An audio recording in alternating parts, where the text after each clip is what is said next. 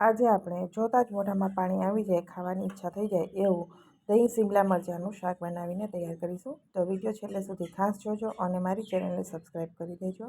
Facebook પરથી જોતા હોય તો ફેસબુક પેજને ફોલો જરૂરથી કરજો. ફક્ત 5 મિનિટમાં જ બનીને તૈયાર થઈ જતું શિમલા મરચાંનું શાક બનાવ્યું. તો એના માટે અહીંયા મેં શિમલા મરચું લીધું છે, એટલે કે કેપ્સિકમ, જેને આપણે લાંબી ચીરીઓમાં સમારી અને નાના નાના ટુકડા કરી દેવાના છે. તમને ચોઈસ હોય એ પ્રમાણે તમારે લેવાના. તો શાક છે એ લુકવાઇઝ પણ સારું લાગશે અને ખાવામાં પણ સરસ લાગે છે. મરચાં સમારી સાઈડમાં રાખી દઈએ કેપ્સિકમને અને શાકનો વઘાર કરીએ. વઘાર માટે બસ 1 ચમચી તેલમાં શાક છે એ બનીને તૈયાર થઈ જાય છે. તો તેલ ગરમ થાય એટલે આપણે એમાં રાઈ અને જીરું નાખી દઈશું અને સાથે આપણે ચપટી હિંગ નાખી દઈશું અને મરચાંનો વઘાર કરી દઈએ. તો આ રીતે વઘાર કરવાથી સુગંધ પણ એકદમ સરસ આવે છે.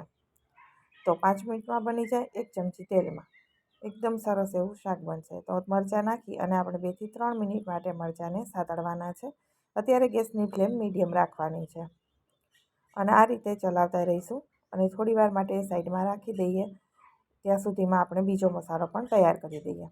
તો એક ખાળણી લઈ એની અંદર 1 મોટી ચમચી જેટલી ખારી સિંગ, એટલે કે સોલ્ટેડ પીનટ લીધા છે. સિંગને આપણે અહીંયા ખાંડી લઈશું, કચરિયા વાટી લઈશું આ રીતે.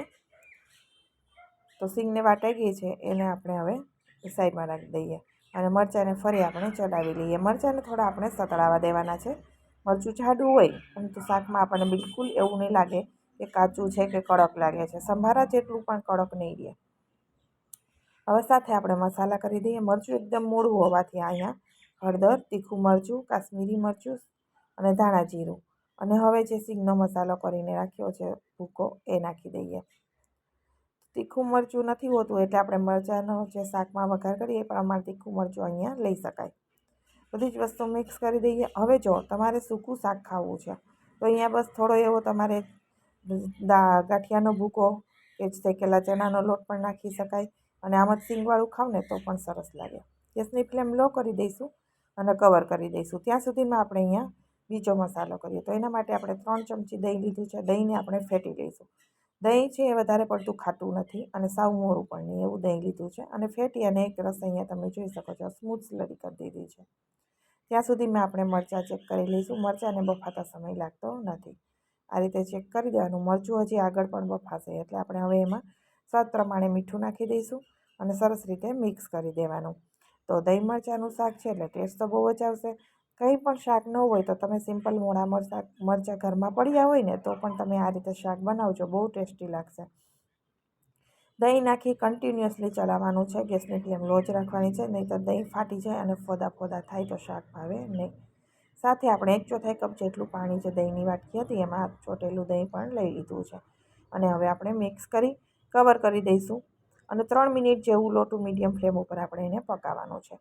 તો અહીંયા આપણું શાક છે ને એકદમ સરસ એવું તૈયાર થઈ ગયું છે, તમે જોઈ શકો છો.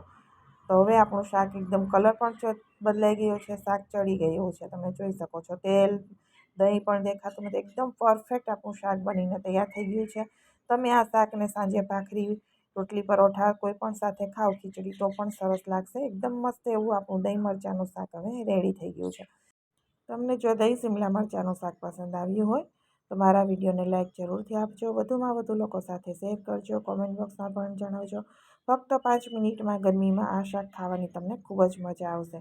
તો જરૂરથી કરજો અને મારું ફેસબુક પેજ ફોલો કરી દેજો. મારી ચેનલને સબસ્ક્રાઈબ કરજો જેથી કરીને તમને નવા નવા વિડીયો રોજ મળતા રહે.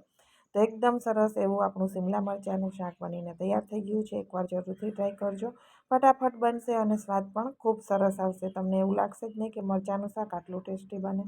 એવું સરસ આપણું શાક બનીને અહીંયા તૈયાર થઈ ગયું છે અને જ્યારે પણ શાક ન હોય તો મોડા મરચાંમાંથી આ બનાવી શકાય. ફરી મળીશું નવા વિડીયો સાથે. આવજો.